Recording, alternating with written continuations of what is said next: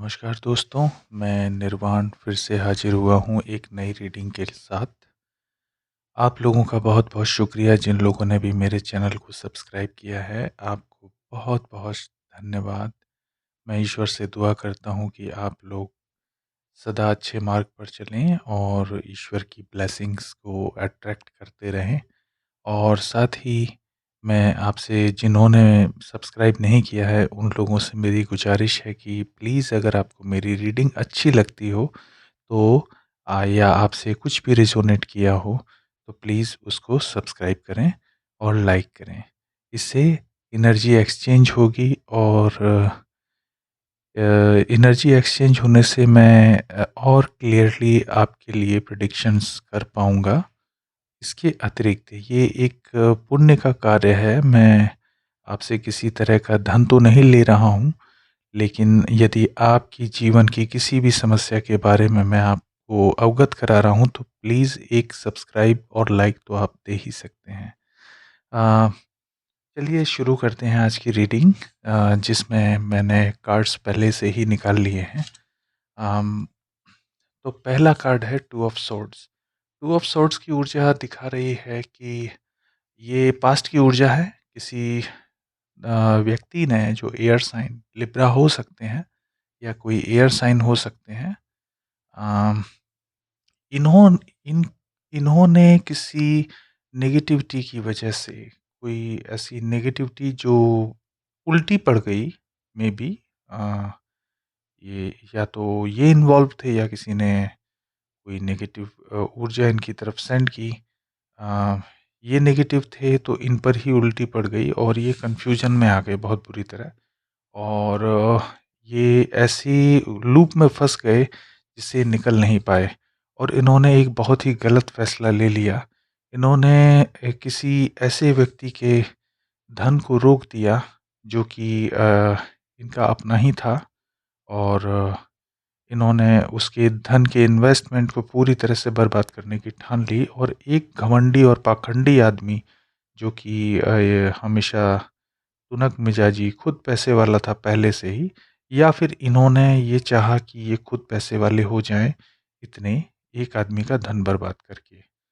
ठीक है, तो इसमें से कुछ भी नहीं हुआ। उस आदमी का धन भी बर्बाद किए और खुद इस एनर्जी में थोड़ी समय रह पाए और उसके बाद इनका ये सपना धराशाही हो गया। लेकिन साथ ही इन्होंने इस आदमी के धन को बर्बाद कर दिया है बुरी तरह से। देखिए इनका जो बॉटम कार्ड निकला है वो निकला है 10 ऑफ पेंटिकल्स का, जिसमें इनके मन में सिर्फ धन के लिए लोलुपता थी, लालच था और इसके अतिरिक्त इन्होंने अपने पर्सनल रिश्तों की भी केयर नहीं की होगी पास्ट में। आप यदि किसी ऐसे व्यक्ति को जानते हैं, देखिए चांसेस हैं कि ये कोई महिला है। बहुत अधिक चांस हैं कि ये कोई महिला है और ये किसी ऐसे किंग ऑफ पेंटिकल्स के प्रभाव में आकर के इसने किसी व्यक्ति के धन को बर्बाद किया है। ये व्यक्ति आप भी हो सकते हैं। अब आप देखिए आपके जीवन में कौन-सी ऐसी महिला है जिसने आपके धन को बर्बाद किया है, बहुत बुरी तरह से बर्बाद किया है। इसने अपने सभी शौक पूरे किए होंगे और इस किंग ऑफ पेंटिकल्स की बराबरी दिखाने के लिए इसने आपके बहुत सारे धन को बर्बाद किया होगा या शोबाजी में, जैसे पार्टी में जाना, क्लब में जाना, अ, कुछ ऐसी चीज़ें इसकी एक्टिविटी रही होंगी जो कि इमोरल भी हम कह सकते हैं।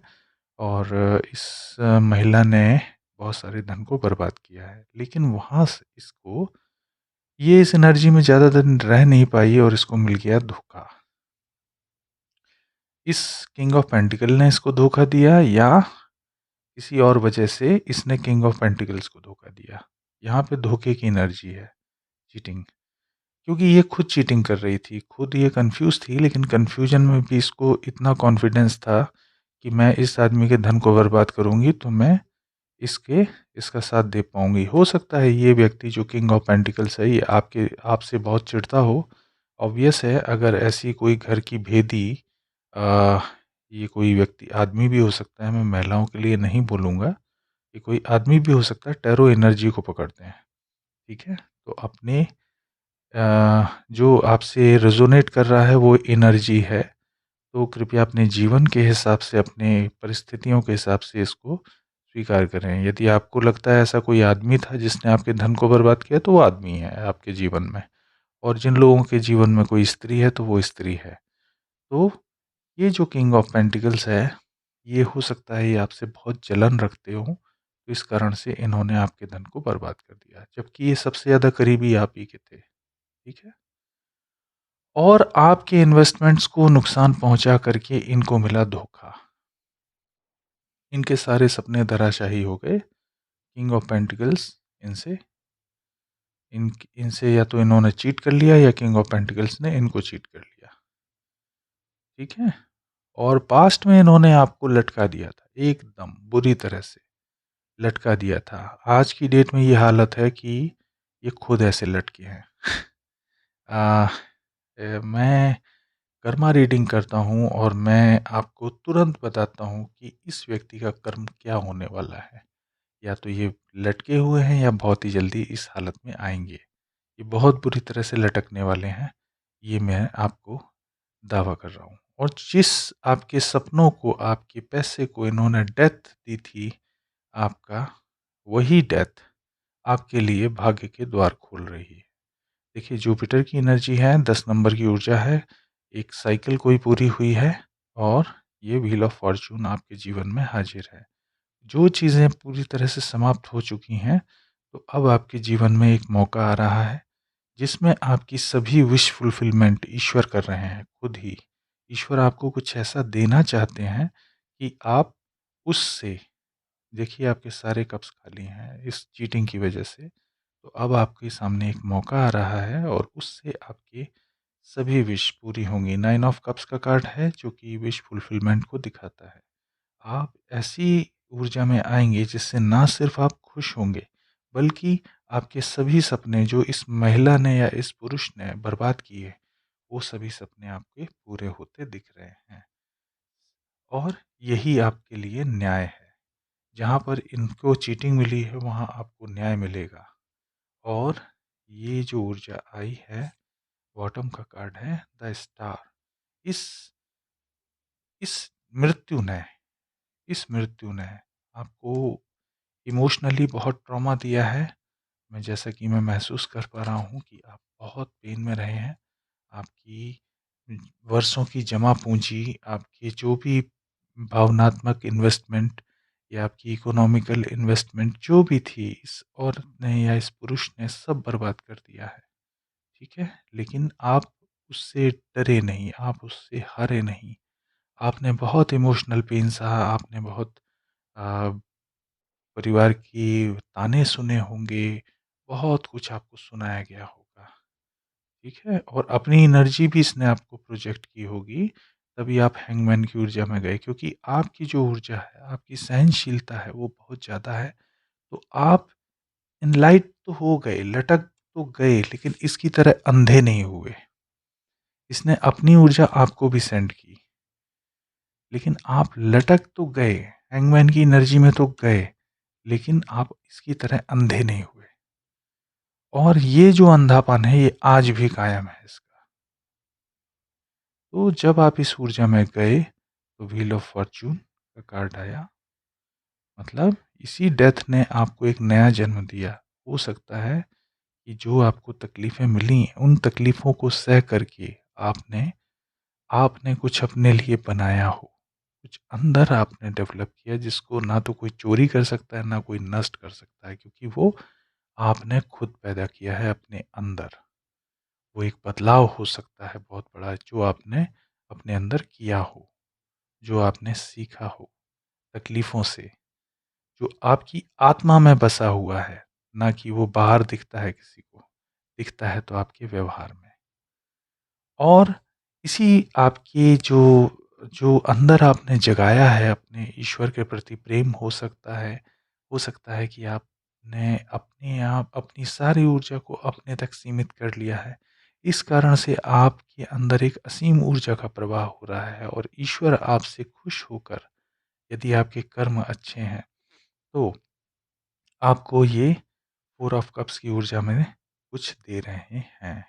जहाँ पे आप अकेले तो हैं, लेकिन आपके पास अवसर आ रहा है। कोई बहुत बड़ा अवसर आ रहा है। जिससे आपकी विश फुलफ़िल हो रही है और आपको न्याय दिया जा रहा है ब्रह्मांड के द्वारा, ईश्वर के द्वारा और आप इस ऊर्जा में आ जाएँगे।